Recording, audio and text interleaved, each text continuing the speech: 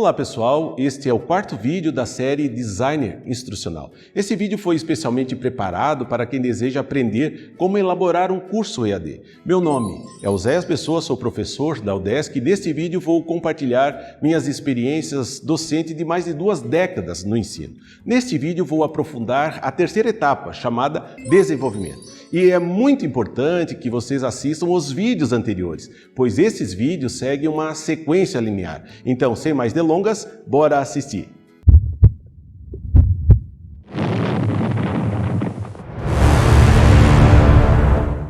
Chegamos na etapa de pôr a mão na massa, visto que todas as etapas anteriores nos deram as bases para efetuarmos a materialização dos expedientes necessários para o ensino EAD. No que segue, podemos desdobrar o desenvolvimento em 3 frentes. Uma frente focada na produção de conteúdo, outra nos instrumentos avaliativos e a última frente no plano de atividades. A produção de conteúdo para o ensino EAD exige uma equipe multidisciplinar e multifacetada, por envolver inúmeras áreas do conhecimento. Por isso, vamos discorrer somente em linhas gerais os principais instrumentos disponíveis para o ensino EAD. A elaboração do conteúdo começa pelos textos didáticos. Os textos didáticos usados no ensino EAD têm um formato distinto daqueles usados no ensino tradicional, pois naturalmente podemos fazer uso das ferramentas tecnológicas em prol de uma maior fluidez entre as mídias. Assim sendo, os textos didáticos do ensino EAD são configurados no formato de hipertextos. Esse formato permite apresentar os conteúdos de forma não linear e não hierarquizada, no sentido de que a navegação depende de quem estiver interagindo com o conteúdo. Por exemplo, vamos admitir que estamos desenvolvendo um hipertexto para uma disciplina chamada Introdução à Engenharia de Petróleo. O objetivo desse texto é descrever a história do petróleo. Lá pelas tantas, citamos no texto a construção do primeiro poço de petróleo no mundo. Como objetivo não é discorrer sobre o primeiro poço de petróleo, podemos inserir essa informação complementar por meio de um link, ou seja, o hipertexto permite uma leitura não linear, pois não é necessário finalizar a leitura da história do petróleo para acessar outra informação correlata, tampouco inexiste uma hierarquia, pois é possível fazer o estudo de forma independente. Tanto é que a elaboração dos hipertextos começa com a criação de blocos de textos essenciais para o aprendizado, seguido de uma análise de como podemos relacioná-los. Esse processo de sondar a interlocução entre os textos é chamado de mapa relacional. Ademais, é importante destacar que cada bloco de texto precisa ser autossuficiente com começo, meio e fim. A quantidade de links depende da profundidade do conteúdo e da potencialidade cognitiva do público-alvo. Afinal, é muito fácil perder o foco no meio de uma malha de links. Outro ponto importante que devemos lembrar é a função das ilustrações nos textos, pois as ilustrações servem para elucidar o texto e não substituí-lo. Doravante, o mapa relacional serve também para conectar os blocos de textos a outras espécies de informação, que, por estarem em linguagens diferentes, são denominadas hipermídias. Sem sombra de dúvida, o slide é um dos recursos mais conhecidos dos professores, sobremaneira por ser um excelente recurso para orientar o discurso didático, ideal para atividades síncronas. Todavia, é importante ressaltar que o ensino EAD compete pela atenção dos alunos, portanto, recomenda-se adotar o método PK. Nesse método, uma apresentação se limita a 20 slides, cada qual com uma imagem e uma ideia principal, cujo tempo de apresentação não pode exceder 20 segundos para cada slide.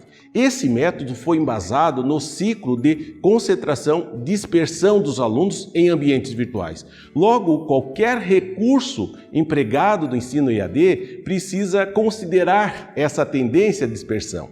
Outro recurso muito usado são webcasts. Webcasts é um tipo de pesquisa orientada para o web, em que a partir de um roteiro de estudo, os alunos prospectam conteúdos primários com o intuito de organizar e sintetizar as informações. Um instrumento mais lúdico, mais interativo, perfeitamente aplicável no ensino EAD se chama gamificação. A gamificação incorpora um ou mais elementos de jogos, tais como um sistema de pontuação, a existência de um conflito ou competição, um sistema de recompensa, enfim, elementos que caracterizam jogos. O roteiro de estudo, de forma mais ampla, são os instrumentos de informações gerais, que pode ser do curso, de uma tarefa, de um suporte de aprendizagem, dentre outras. É comum que os roteiros de estudos sejam elaborados de forma compartilhada com outros profissionais, porque há vários temas que extrapolam a função do professor. Enfim, o roteiro de estudo subsidia o diálogo didático, pois orienta a exploração dos recursos metodológicos e didáticos. Os fóruns de discussão são espaços virtuais dialógicos, em que mensagens são publicadas em uma determinada temática, de modo a desencadear uma construção argumentativa e discursiva.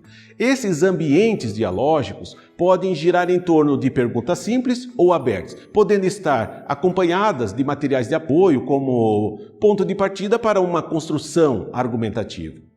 O podcast deriva da combinação da palavra iPod com o termo broadcasting, sendo broadcasting um termo usado amplamente no meio jornalístico, indicando a difusão em larga escala de conteúdos por meio de rádio, televisão ou internet.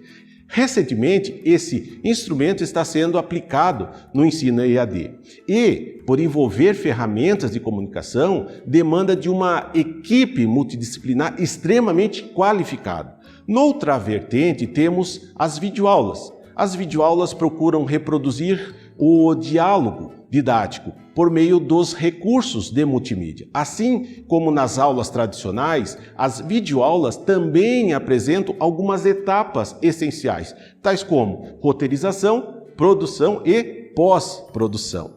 Na roteirização, o professor elenca os tópicos e detalha a narrativa instrucional. No mais, as videoaulas podem empregar questões previamente gravadas, como as dúvidas dos alunos sobre um determinado tema, pode apresentar uma entrevista com profissionais, enfim, são inúmeros recursos passíveis de serem empregados nas videoaulas. Ademais, o discurso empregado nas videoaulas deve simular o diálogo didático, de modo que expressões do tipo, você pode pensar que, talvez você esteja imaginando que, nesse ponto você perguntaria, se tornam recorrentes. A outra frente é denominada de instrumentos avaliativos. Os instrumentos avaliativos fazem parte do processo de ensino-aprendizagem. As atividades de avaliação são fundamentais para sondar se os alunos estão de fato alcançando os objetivos. Existem 3 tipos de avaliação: avaliação diagnóstica, somativa e formativa. As avaliações diagnósticas são realizadas antes das atividades de ensino-aprendizagem e servem essencialmente para comparar o aprendizado num determinado ciclo.